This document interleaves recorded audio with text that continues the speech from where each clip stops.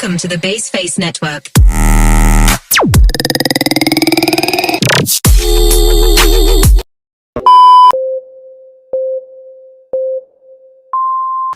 Assalamualaikum warahmatullahi wabarakatuh. Halo semuanya, selamat datang di video saya. Jadi di video ini saya akan menjelaskan hasil dari tugas saya yang berjudul Etika dalam Manajemen Sumber Daya Manusia Internasional yang diampu oleh dosen Bapak Dr. Saimara AM Sembayang SEMSI. Sebelumnya perkenalkan, nama saya Kayla Fitri Syawalda dengan NPM 23153100086. Baik, jadi di slide yang pertama ini saya akan menjelaskan terlebih dahulu apa itu definisi dari etika. Nah, jadi etika dalam manajemen sumber daya manusia atau SDM mengacu pada prinsip, moral, dan nilai-nilai yang memandu perilaku individu dan organisasi dalam dunia kerja. Nah, selanjutnya pada slide ini saya akan menjelaskan mengapa etika sangat penting dalam manajemen sumber daya manusia internasional. Yang pertama yaitu untuk membangun kepercayaan, yang artinya dengan etika yang kuat itu dapat membangun kepercayaan antara perusahaan, pelanggan, serta karyawan. Kemudian yang kedua yaitu untuk meningkatkan reputasi, yang berarti perusahaan yang beretika itu akan memiliki reputasi yang baik dan akan jauh lebih dihormati.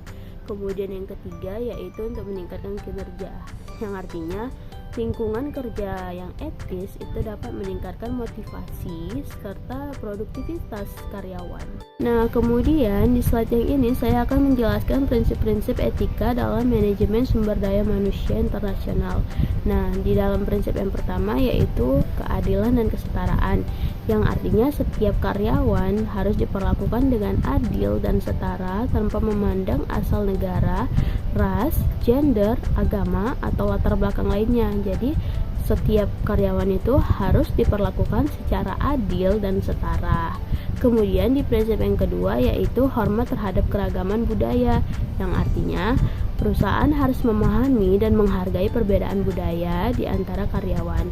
Jadi komunikasi antar budaya harus dilakukan dengan jelas dan terbuka. Kemudian untuk prinsip yang ketiga yaitu tanggung jawab sosial. Jadi perusahaan harus memberikan kontribusi positif bagi masyarakat dan lingkungan di mana mereka beroperasi.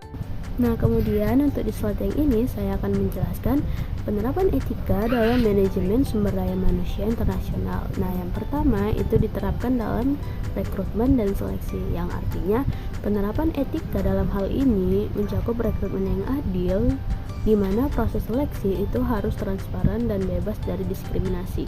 Kemudian yang kedua itu diterapkan dalam kompensasi dan benefit, yang artinya pemberian kompensasi yang wajar merupakan bagian penting dari penerapan etika dalam manajemen sumber daya manusia internasional. Jadi kebijakan gaji dan tunjangan itu harus adil dan setara. Nah, kemudian yaitu diterapkan dalam pelatihan dan pengembangan, yang dimana perusahaan itu harus menyediakan pelatihan dan pengembangan yang berkelanjutan bagi karyawan mereka mengenai pentingnya etika. Nah, kemudian untuk di slide yang ini saya akan menjelaskan apa manfaat dari penerapan etika dalam manajemen sumber daya manusia internasional. Nah, jadi manfaat yang pertama yaitu dapat meningkatkan reputasi perusahaan. Jadi, penerapan etika secara konsisten itu terbukti meningkatkan reputasi perusahaan bagi karyawan, pelanggan, dan pemangku kepentingan lainnya. Jadi, perusahaan yang menempatkan nilai-nilai etis sebagai bagian dari strategi bisnisnya itu cenderung dilihat sebagai entitas yang bertanggung jawab dan dapat dipercaya. Nah, selanjutnya untuk manfaat yang kedua yaitu dampak positif pada kinerja organisasi. Jadi penerapan etika dalam manajemen sumber daya manusia internasional juga memberikan dampak positif terhadap kinerja organisasi secara keseluruhan. Nah, kemudian di slide yang ini saya akan menjelaskan apa dampak penerapan etika dalam manajemen sumber daya manusia internasional.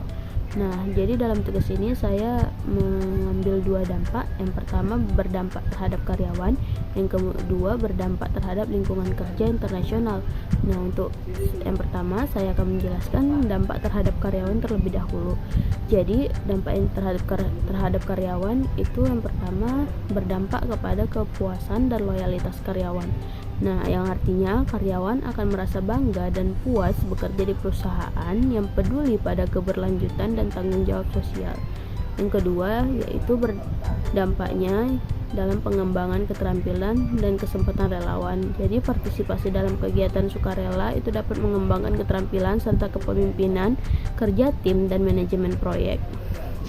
Nah, kemudian saya akan menjelaskan apa dampak terhadap lingkungan kerja internasional. Yang pertama akan berdampak pada peningkatan reputasi global, yang artinya karyawan akan merasa bangga dan puas bekerja di perusahaan yang peduli pada keberlanjutan dan tanggung jawab sosial.